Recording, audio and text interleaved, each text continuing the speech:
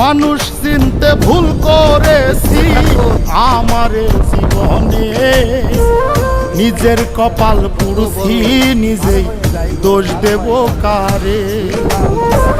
তাই তো নিজেই জ্বলছি হাইরে কাউরে বলি না, স্বার্থ ছাড়া একটা মানুষ খুঁজা পাইলাম না। আমি স্বার্থ ছাড়া একটা মানুষ খুঁজা পাইলাম না।